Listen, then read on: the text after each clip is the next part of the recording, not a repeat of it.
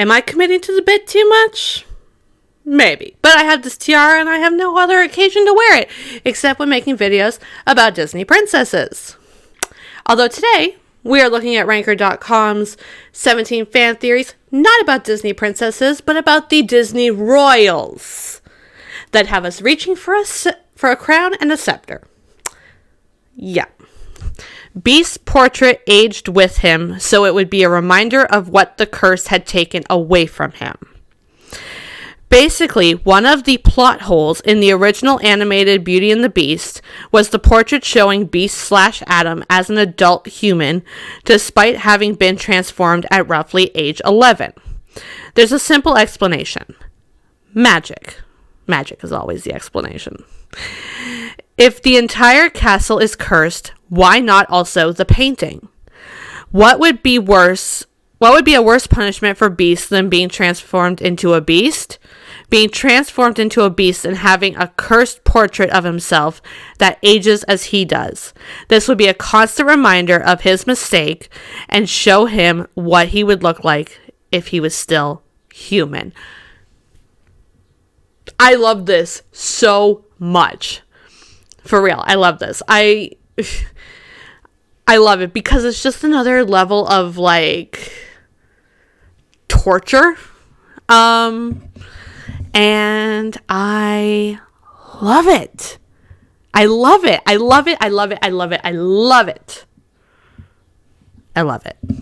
We're starting off strong. Prince Philip is the most deadly Disney prince. Sure. Okay. So, this one's a long one. Of all the Disney princes, Philip was by far the most hardened warrior, unfazed by even dragons. When Maleficent cursed both kingdoms after Philip escaped, after Prince Philip escaped, he had the military might of both nations at his disposal. Okay. Both kingdoms were apparently both wealthy from what was shown on the screen. Being the acting head of state, he could have rallied not just the army of his nation, but could have easily convinced Aurora's nation to support him in a siege against Maleficent.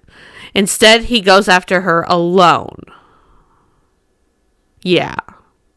When Maleficent overwhelms him earlier in the movie, it takes 10 minions almost a full minute to overwhelm Philip. Despite him being unarmed and the minions pulling out weapons. Then look at the stare he gives her as she mocks him. She's already dead. She just doesn't know it. When he gets his sword, he fights off even more than that without a scratch. When he hacks through the vine wall, Maleficent tries to stop him by turning into a dragon. He stabs her in the face. This isn't his first dragon. He takes the high ground and Maleficent chases him. He's goaded her into fighting on his terms. She's got wings but decides to close with him because he's not relenting. The fairies distract her with that spell she tries to cast, but he knew where to stab her. The sword was going in anyway. Look at his throw.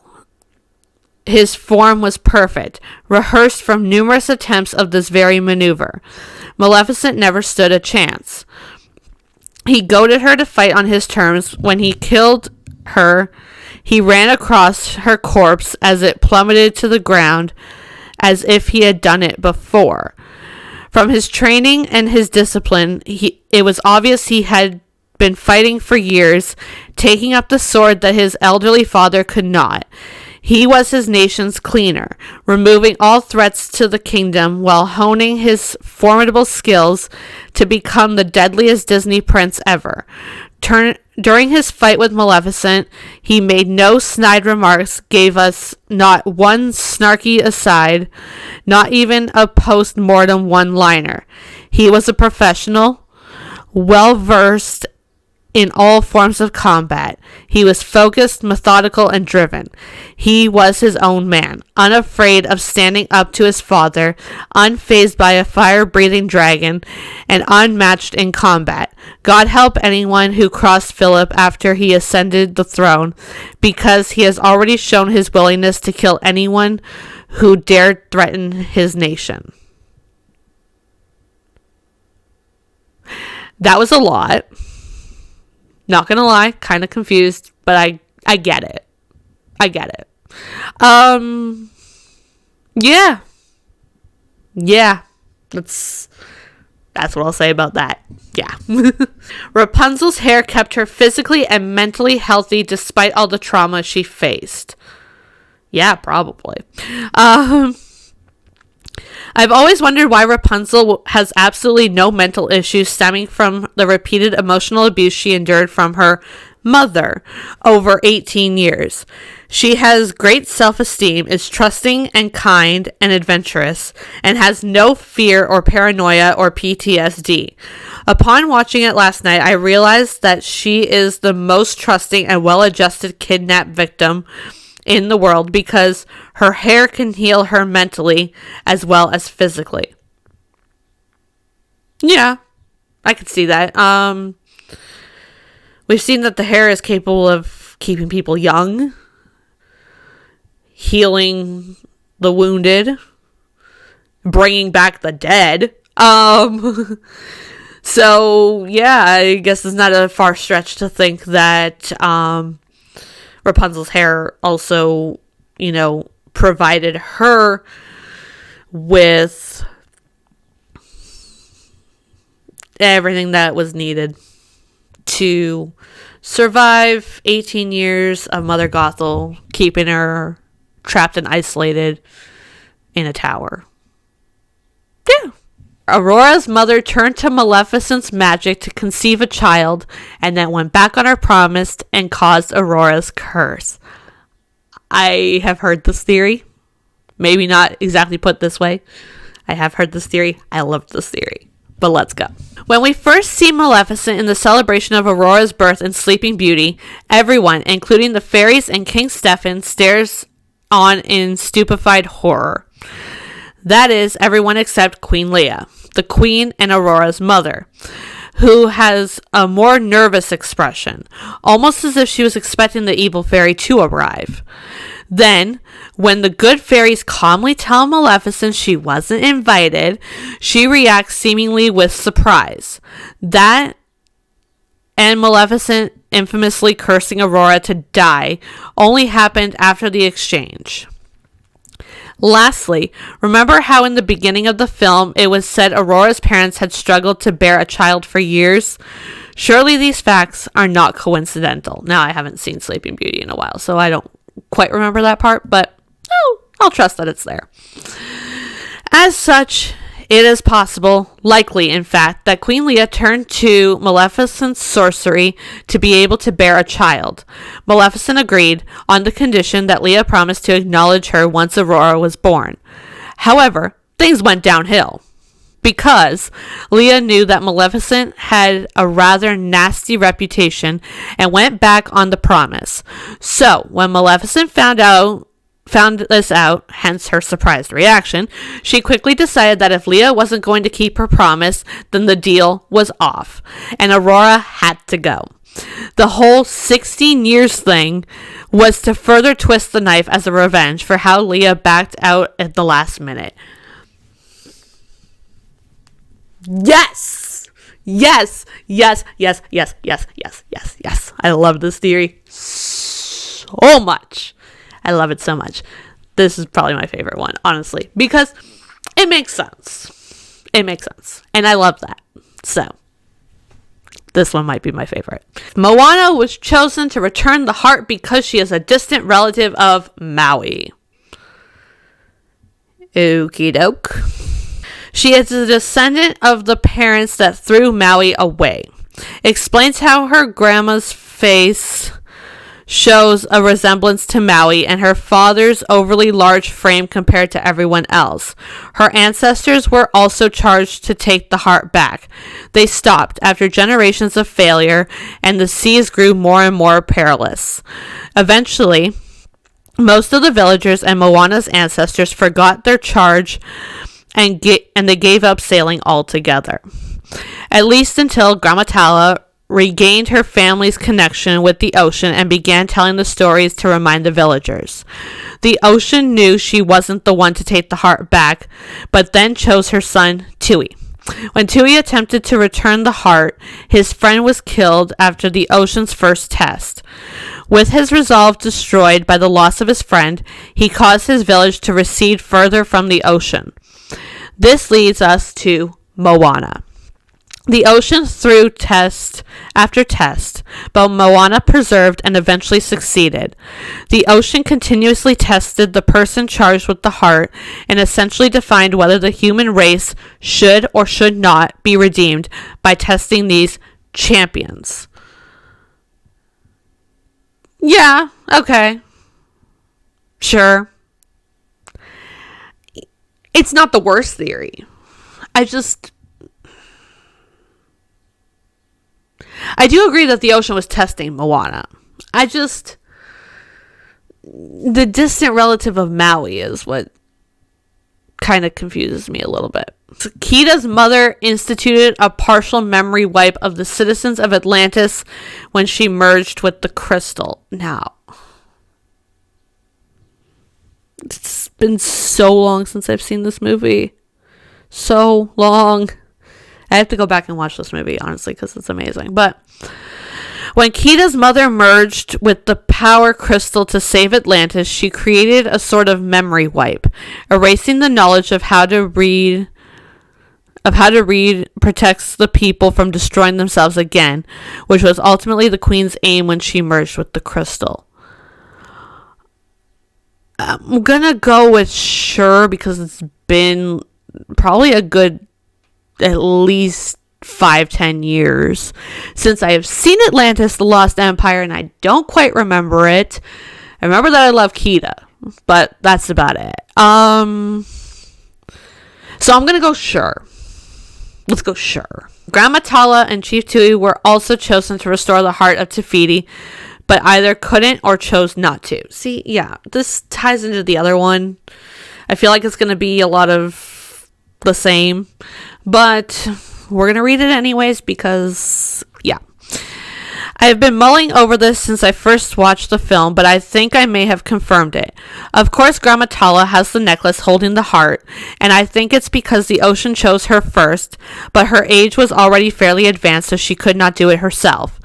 Therefore, much like she did with Moana, she started planting seeds in Tui's head. He and his best friend stole the boat to return the heart, but were stopped. As I watch the scene again, Tui is wearing the necklace that looks very familiar. I believe it is the necklace with the heart because it is very obviously not the chief's necklace.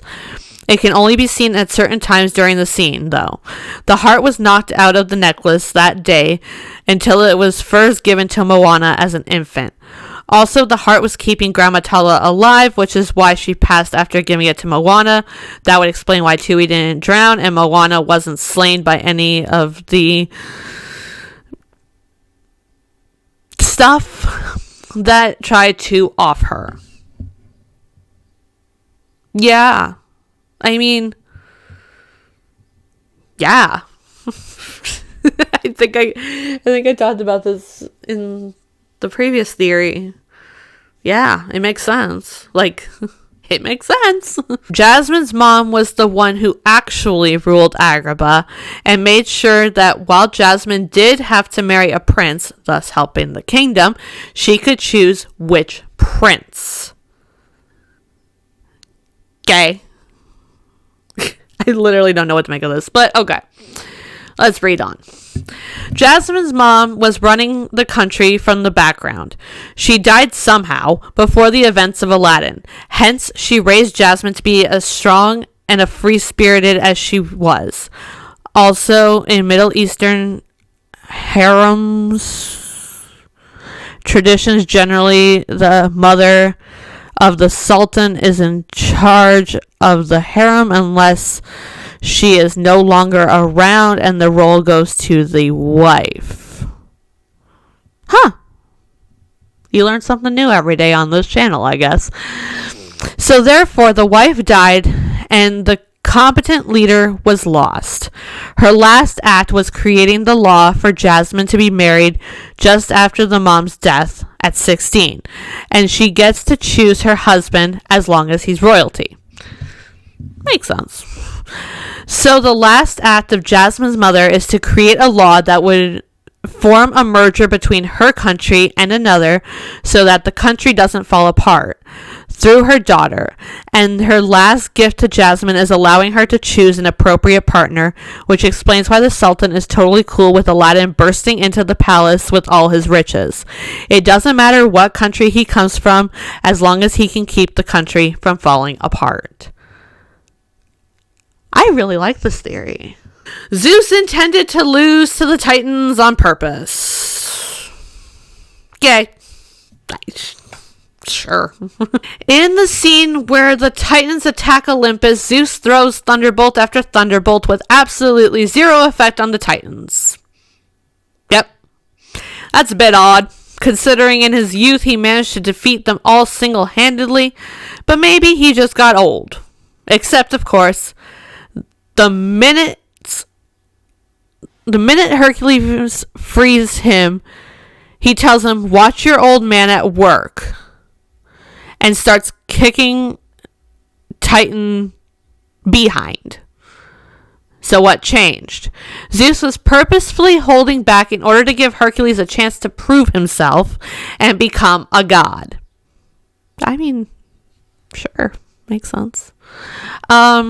Remember, the requirement to become a god was for a hero to make a truly selfless sacrifice, and Hercules attacking the Titans absolutely could accomplish that. Remember, him getting his strength back was completely unexpected. If he had chosen to fight against the Cyclops while powerless and died, he would have sacrificed himself for... Y'all, I'm not even going to attempt it. If he had somehow survived that and gone to Mount Olympus, he would be even more likely to die at the hands of a Titan, sacrificing himself for his family. Even with his strength, that fight was an uphill battle where he easily could have died. Yeah. In addition, Zeus states that a selfless sacrifice is required, but come on. Zeus has the power to do it. He's just trying to make it official. So no other gods can complain or state that he's playing favorites. If a muscle-bound guy shows up and saves you from a near certain death, nobody's going to question his promotion to godhood. So Hercules likely wouldn't even need to die, just arrive and save the day. But how could Zeus have known that? Intelligent planning isn't exactly his strong suit. Simple. Zeus talked to the three fates as well. Hades was able to coerce information out of them in just a few seconds of flattery. Do you think that in 18 years of looking after his son, Zeus never checked out the people who can see the future? Or if they aren't available, guess who else could see the future? Apollo, Zeus's son, who's standing 5 feet away from him for the rest of the movie.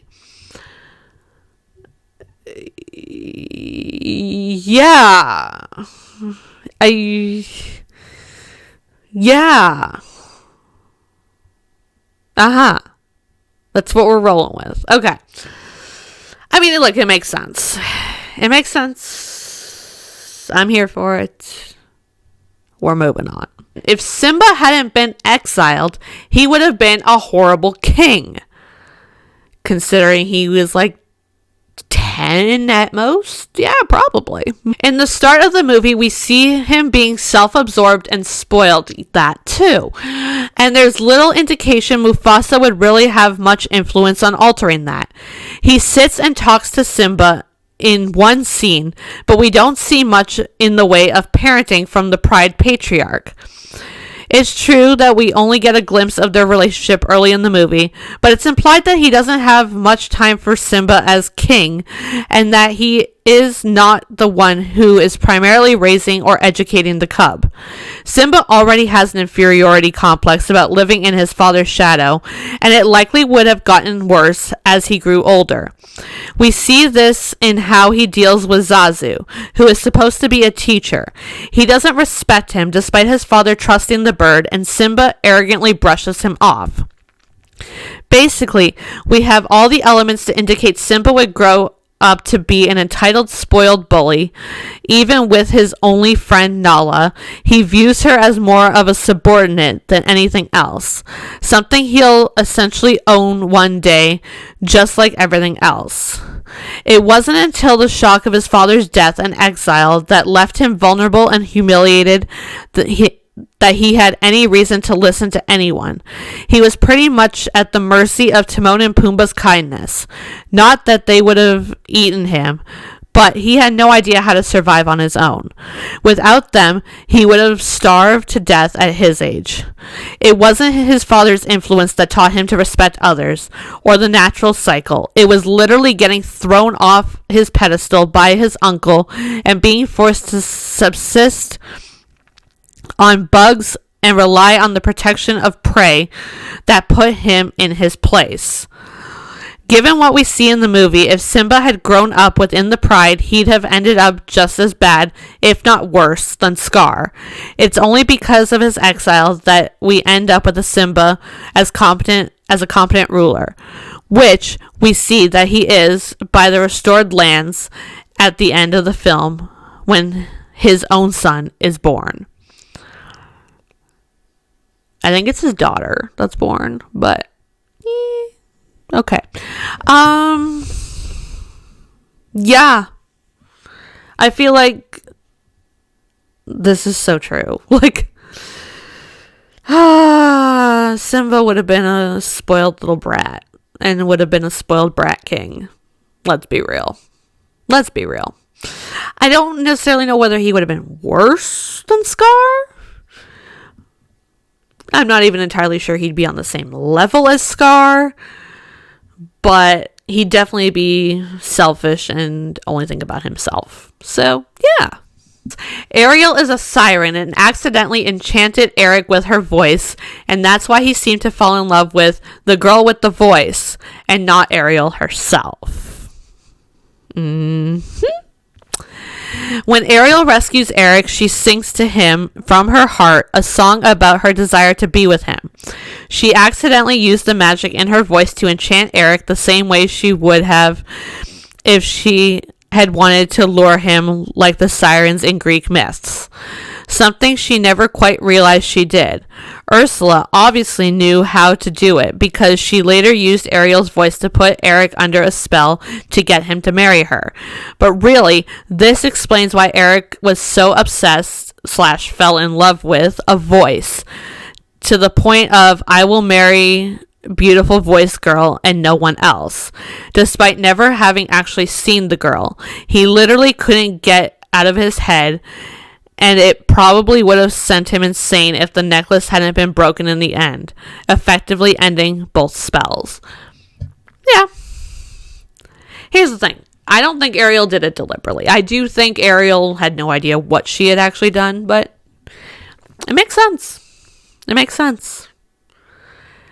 It also kind of makes sense that it's essentially Ariel's voice that causes Eric to stop essentially falling for the girl with no voice and turn to Vanessa, aka Ursula, and decide to marry her because, well, that's the voice that he fell in love with. And yeah, makes sense. Raya's father, the chief, was healed by the DRUNN, proving that there is an unexpected benefit to the DRUNN's presence. Now, I'm not going to lie. I've only seen Raya in The Last Dragon once.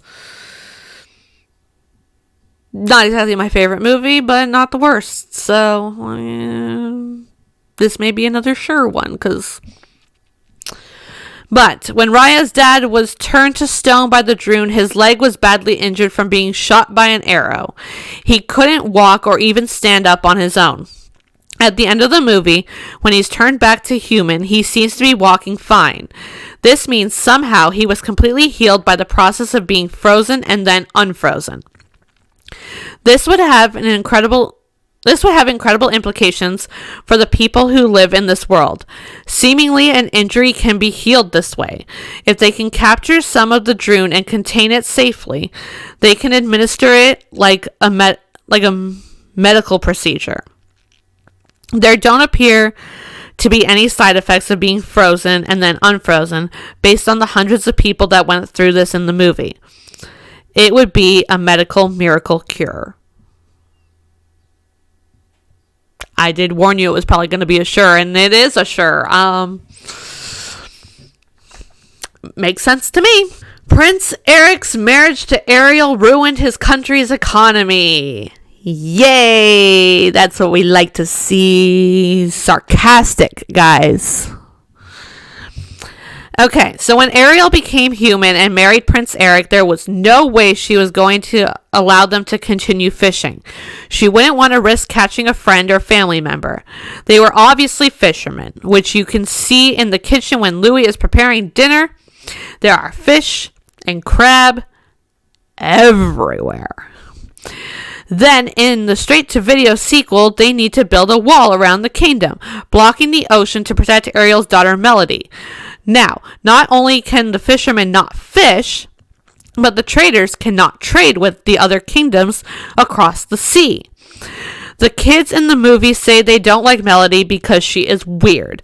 But I think a part of it is also because so many people lost their jobs because of Ariel and Melody that there was some resentment towards them. Absolutely. 100%. This makes sense. Cinderella's Prince Charming was farsighted and chose to use the slipper to find his love rather than trust his blurry vision. This would ultimately make him seem like less of a jerk, so we can roll with that. My theory is that Prince Charming was seriously farsighted, and they didn't have prescription glasses for that problem. He also could not trust anyone in the court to tell him the truth because his father wanted him to get married badly. So they would trick him to hurry it up. So he decided to use the slipper as an identification process, knowing the size of it was extremely rare and would likely be successful in finding the lady. You know what? It makes Prince Charming less of a jerk, and therefore, let's roll with it. Pocahontas became a self-centered danger junkie after the death of her mother, causing her father to search for a grounded, reliable husband for her. Pocahontas is the only child of Chief Powhatan, and with her mother dying sometime before the beginning of the movie. Now she is a princess, and it's up to her to be the shining future for the tribe. So, here's my question. When do you ever see her do anything even remotely related to responsible leadership? Here's the answer. Never. From the scene at the beginning of the movie, you can see that all of the other women of the tribe do something that contributes to their society, and you can also see that they are all about the same age as Pocahontas. But she is never seen doing any of the things that they do. And to that fact, that no one talks to Pocahontas with the exception of her father and her friend.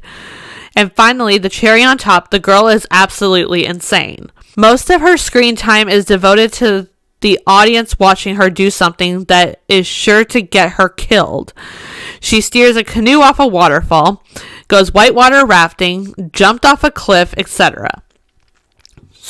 And all of those things together, and the only logical conclusion is that she's self-centered and a bit mentally unstable, and the tribe knows it.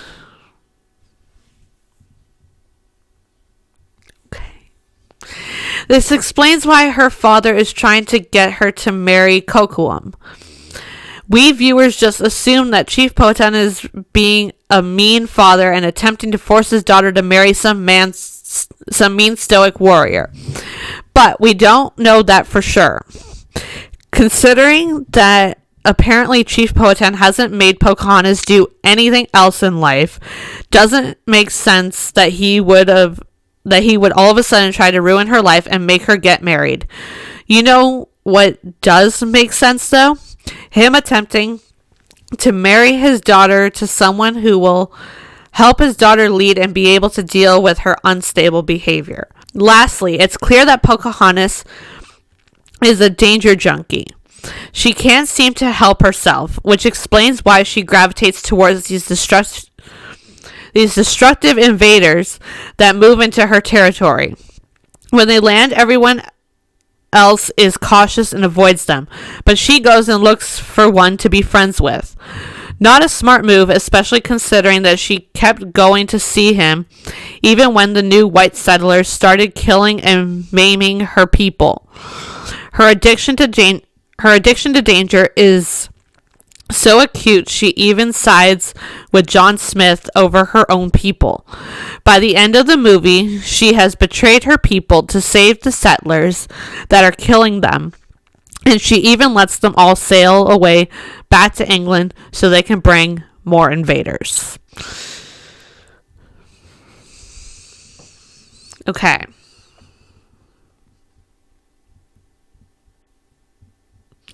From the movie standpoint, I agree. Prince Naveen is from a South American country and would have never stopped his womanizing way if he hadn't been changed into a frog. Okay. In Princess and the Frog, Prince Naveen is a womanizer who has been with thousands of women. That is too many women, by the way. He was kicked out from his family for being a leech and sleeping with women and just wanted to sow his royal oats, if you will. My theory is that when he becomes a frog, it changed his way of thinking when it comes to a mate, and he fell in love with Tiana because of this. In addition, since most frogs are promiscuous, there's only been one species of frog that mates for life. And that is, we're not going to attempt to say that, who are monogamous and are native to Peru. The proof. Okay. We've seen that when frogs, certain actions are beyond their control that are frog-based. For example, when Prince Naveen tried to eat the flies, now you may say that Naveen has little self-control. I mean, he's a womanizer after all. But even Tiana, who is single-minded in her goals in life, to forego everything to get her restaurant, can't stop herself from trying to eat the flies.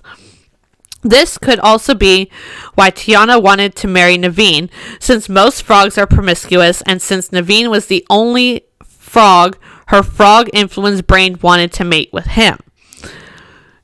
Number 2. As a frog, Naveen and Tiana look different. Naveen especially has these marks on his legs that Tiana doesn't have. If you look up, that frog, they can have different patterns, but the point is they have patterns that and are not just green like Tiana, indicating a different species. Okay. Number 3. Prince Naveen's accent was based on a Brazilian-French combination, and Peru and Brazil are on the same continent, while Peru was colonized by France. Again, a history lesson. I like this. With Naveen's complexion, he could be from South America, and he arrived by boat. So far, so good. So, in short, Prince Naveen fell in love with Tiana because his brain was subconsciously changed as a frog, and because he was a species of frog that is monogamous in the kingdom of Maldonia in South America and near Peru, because that's where the species of frog is native to. I'm going to take all of this as factual, and I'm going to say that this is accurate. If we're wrong about anything, please let me know in the comments down below. The king of Arendelle hid Elsa away so so he could form her into a weapon that could defend their country. Father of the Year. After watching this movie about 100 times, each time I'm more convinced that Elsa was a weapon. Jealousy hidden by her father. Okay. Waiting to be used in case of threat to the kingdom. He tried to deprive her of humanity, unable to feel remorse, so using her powers would be easier if the need arose. Let's first recall that in the beginning, Elsa was going to be the complete antagonist. The script was rewritten several times until the final plot. So, there's an evil background on Elsa. When Elsa hurt Anna, the king immediately led Anna to heal at the troll's den. Evidence that he had knowledge of magic and may have even had magic books. I mean, his wife was magic too, so there's that.